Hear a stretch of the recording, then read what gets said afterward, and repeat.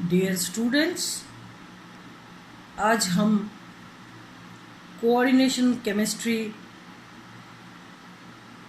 के अंतिम दौर तक पहुंच गए हैं और आज हम संयोजकता बंध सिद्धांत की सीमाएं पढ़ने जा रहे हैं। Limitations of valence bond theory. इससे पहले आपने पढ़ा था किस प्रकार से अष्टफलकीय, वर्ग समतलीय, चतुष्फलकीय संकुलों के बंधन को, उनकी ज्यामिति को और उनके मैग्नेटिक बिहेवियर को संयोजकता बंध सिद्धांत के आधार पर समझाया गया, जिसमें आपने D1, D2, D3, D4, D5, D6 अष्टफलकीय संकुलों के बारे में पढ़ा। इसके पश्चात D7 सिस्टम के लिए कोबाल्ट +2 अवस्था में NH3 हेक्सामीन कोबाल्ट 2+ संकुल आयन का उदाहरण पढ़ा। किस प्रकार से उसमें मैग्नेटिक मोमेंट यानी चुंबकीय आघूर्ण या उसके चुंबकीय गुणों एवं ज्यामिति की व्याख्या पढ़ी। इसके पश्चात आपने वर्ग समतलीय संकुल में टेट्रासाइनोनिकेलेट 2- आयन को पढ़ा। D8 सिस्टम के लिए चुंबकीय आघूर्ण या चुंबकीय गुण तथा ज्यामिति को समझाया संयोजकता बंध सिद्धांत के आधार पर, और उसके पश्चात D9 सिस्टम को भी पढ़ा। आपने ये पाया कि अगर D0, D5 या D10 कॉन्फ़िगरेशन होता है तो चतुष्फलकीय संकुल बनते हैं। इस प्रकार से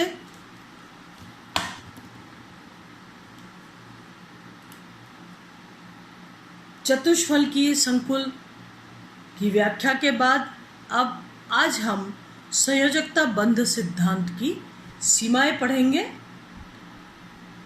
ये सिद्धांत आपने देखा किस प्रकार से चतुष्फलकीय, अष्टफलकीय, वर्ग समतलीय संकुलों में चुंबकीय गुणों और ज्यामिति की व्याख्या करता है।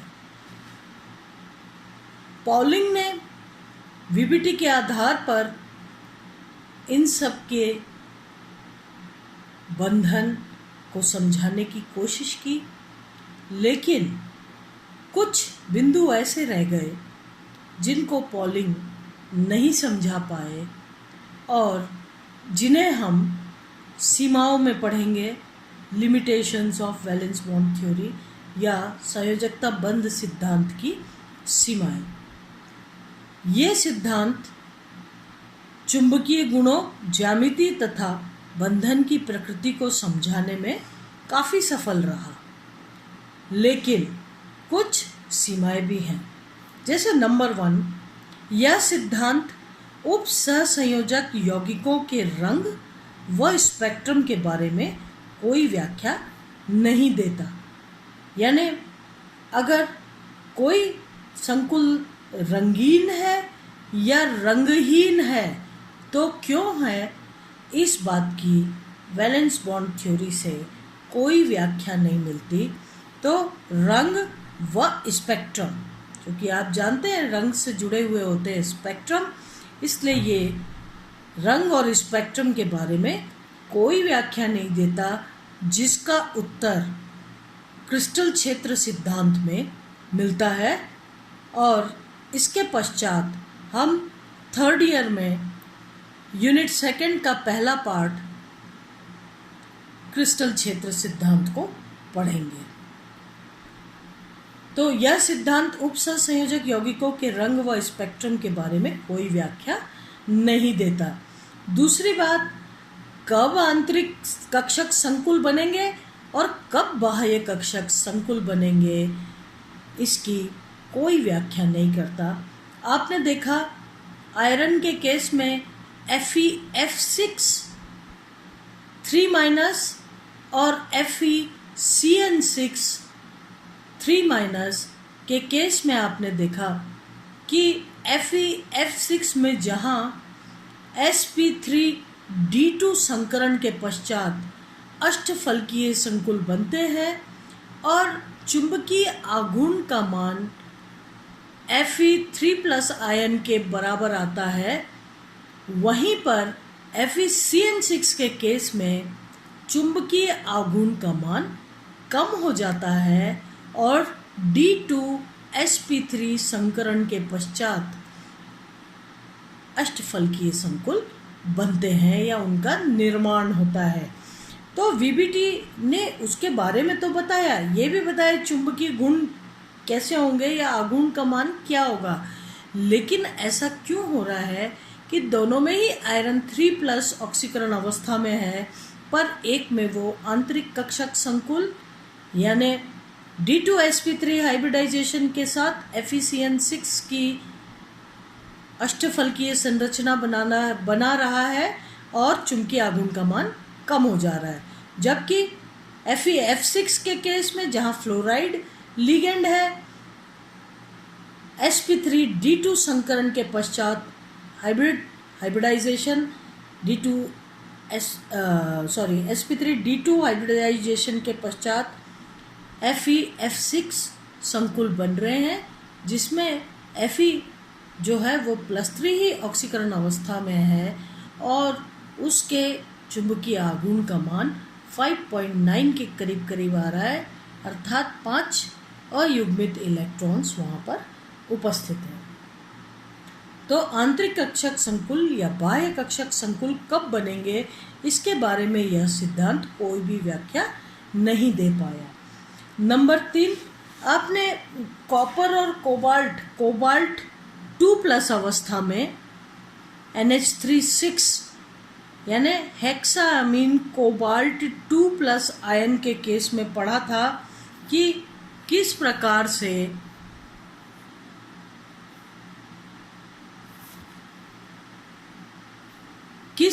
से कोबाल्ट 2+ आयन जो है कोबाल्ट 3+ ऑक्सीकरण अवस्था में परिवर्तित होने की प्रवृत्ति रखता है, यानी कोबाल्ट 2+ तेजी के साथ कोबाल्ट 3+ में परिवर्तित हो जाता है और एक अच्छा अपचायक है, खुद ऑक्सीकृत हो जाता है। तो कोबाल्ट 2+ यानी D7 की संरचना को हमने एक इलेक्ट्रॉन को उच्च ऊर्जा स्तर पर ले जाने के पश्चात कोबाल्ट हेक्साअमीन कोबाल्ट 2+ की संरचना को समझाया। उसी प्रकार से कॉपर 2D9 सिस्टम को हमने एक इलेक्ट्रॉन को उच्च ऊर्जा स्तर पर स्थानांतरित कर कॉपर 2+ आयन के संकुल को समझाया। जिस प्रकार से कोबाल्ट में एक इलेक्ट्रॉन स्थानांतरित होता है उच्च ऊर्जा स्तर पर, उसी प्रकार से कॉपर भी एक इलेक्ट्रॉन को उच्च ऊर्जा स्तर पर स्थानांतरित कर वर्ग समतलीय संकुल बनाता है। दोनों के केस में एक एक इलेक्ट्रॉन उच्च ऊर्जा स्तर पर स्थानांतरित हो जाते हैं, लेकिन कॉपर कोबाल्ट की तरह एक अच्छा अपचायक नहीं है। क्यों? दोनों की संरचनाओं को एक एक इलेक्ट्रॉन को उच्च ऊर्जा स्तर पर उन्नत करके समझाया, लेकिन कॉपर कोबाल्ट की तरह एक अच्छा अपचायक नहीं है। इस बात की भी वैलेंस बॉन्ड थ्योरी में कोई व्याख्या नहीं मिलती। ये भी लिमिटेशन है वैलेंस बॉन्ड थ्योरी की। तो उसके पश्चात अब यहाँ पर कॉपर 2 और कोबाल्ट 2 की अगर संरचनाओं के बारे में यहाँ पर चूँकि आपके लिए ये जानना ज़रूरी है, आगे आप पढ़ेंगे इसके बारे में, तो आपको ये क्लियर होना ज़रूरी है कि ऐसा क्यों होता है। इसका उत्तर मैं यहीं पे आपको देती हूँ। Cobalt NH3 2+ ion D7 system है, यानी D कक्षक में 7 इलेक्ट्रॉन उपस्थित है। अगर इन 7 इलेक्ट्रॉन का युग्मन भी हो जाए तब भी 2 D कक्षक D2sp3 हाइब्रिडाइजेशन के लिए नहीं मिल पाते हैं। इसलिए जबकि कोबाल्ट NH3 2+ में D2sp3 हाइब्रिडाइजेशन के पश्चात अष्टफलकीय संकुल बनते हैं। तो जब इनका युग्मन होता है और इस प्रकार से 3 इलेक्ट्रॉन्स युग्मित हो जाते हैं, एक इलेक्ट्रॉन उच्च ऊर्जा स्तर पर इस प्रकार से चला जाता है और इस तरीके से 2 D कक्षक D2sp3 संकरण के लिए अवेलेबल हो जाते हैं और D2sp3 संकरण के पश्चात आंतरिक कक्षक संकुल बनते हैं जो कि अष्टफलकीय होते हैं और सभी इलेक्ट्रॉन्स युग्मित हो जाते हैं। चुंबकीय आघूर्ण का मान 0 हो जाता है। पॉलिंग ने इसकी संरचना को नहीं समझा पाए। उन्होंने सीधा सीधा ये कहा कि एक इलेक्ट्रॉन उच्च ऊर्जा स्तर पर चला जाता है।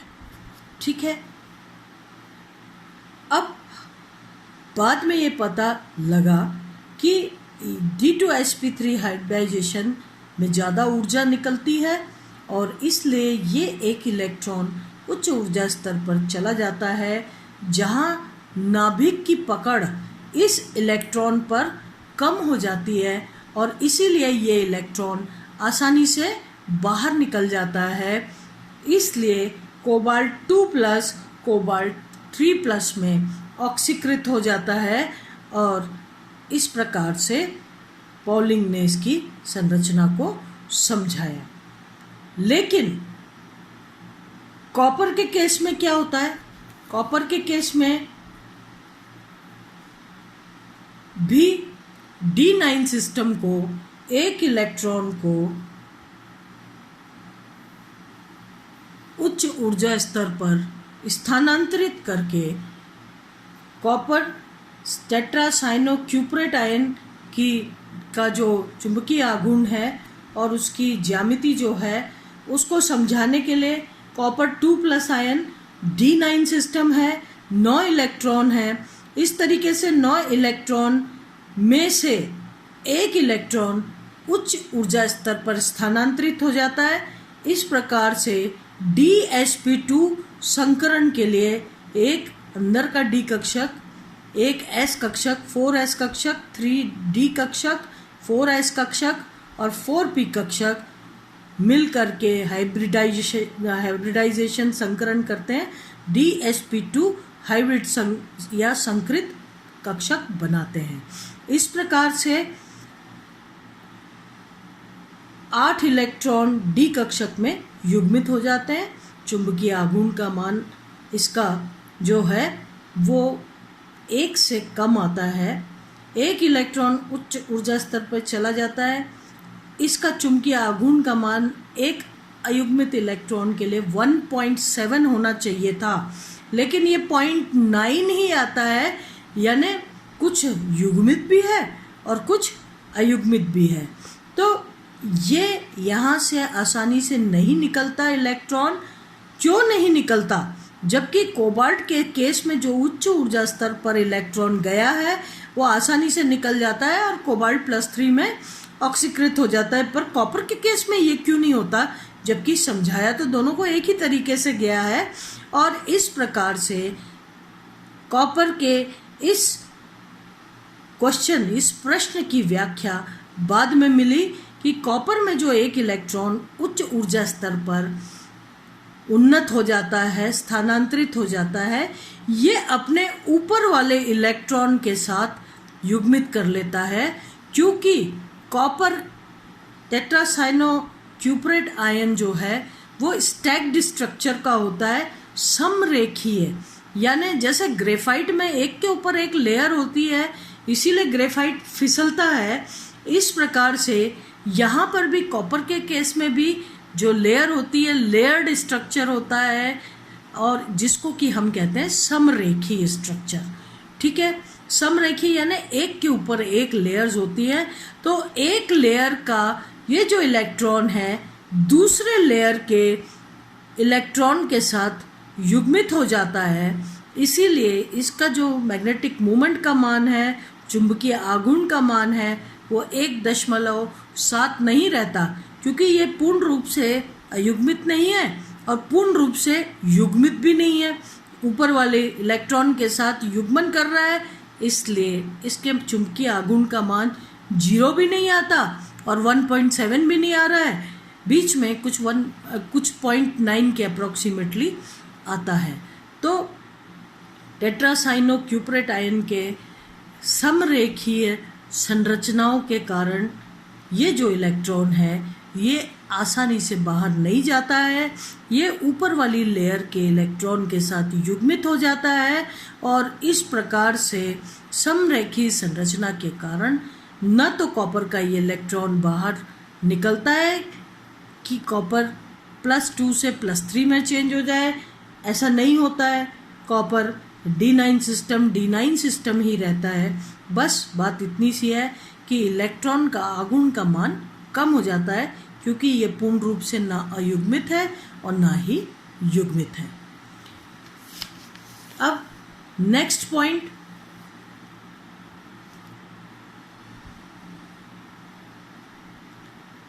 वीबीटी यानी वैलेंस बॉन्ड थ्योरी द्वारा संकुलों में विकृति नहीं समझाई जा सकती। आगे आप पढ़ेंगे विकृत ज्यामितीय के यौगिकों के बारे में, जिसके की व्याख्या वैलेंस बॉन्ड थ्योरी के द्वारा नहीं दी जा सकती, ये क्रिस्टल क्षेत्र सिद्धांत में आप पढ़ेंगे। जबकि सभी कॉपर तथा टाइटेनियम 2+ संकुल विकृत होते हैं। यह सिद्धांत पूर्णतः धातु आयन की प्रकृति को समझाता है। जो भी कुछ बता रहा है वो सिर्फ धातु आयन की प्रकृति के बारे में बता रहा है, लिगेंड के बारे में कुछ भी नहीं बताया इसमें। तो ये इसकी सीमाएं हैं। यह सिद्धांत संकुलों की आयनिक प्रकृति पर कोई प्रकाश नहीं डालता। देखा जाए तो वैलेंस बॉन्ड थ्योरी ये कहती है कि ये हाइब्रिड ऑर्बिटल्स जो बनते हैं, संकरित कक्षक बनते हैं, इन पे अतिव्यापन होता है। अतिव्यापन जितना अधिक होगा बंध उतने मजबूत बनेंगे, ये सब बात ये कहती है। लेकिन कहीं भी वैलेंस बॉन्ड थ्योरी ये नहीं कहती कि ये बंध जो होते हैं, जो बॉन्ड्स होते हैं, इनमें कहीं भी आयनिक प्रकृति होती है या कोई आयनिक प्रकृति का भी योगदान होता है। इसका मतलब पूर्णतः सहसंयोजक बंध बनते हैं, जबकि हकीकत में धातु लिगेंड बंध जो है उनमें कुछ आयनिक प्रतिशत होता है और कुछ सहसंयोजक प्रतिशत होता है। तो आज यहाँ पर आपकी वैलेंस बॉन्ड थ्योरी ख़त्म होती है। अब कल से हम अगला लेक्चर पढ़ेंगे 3rd ईयर का। धन्यवाद। मैं डॉक्टर पूर्णिमा दीक्षित, जो आप लोगों को 2nd ईयर में कोऑर्डिनेशन कंपाउंड्स पढ़ा रही थी, कल से 3rd ईयर का चैप्टर हम पढ़ेंगे। Thank you.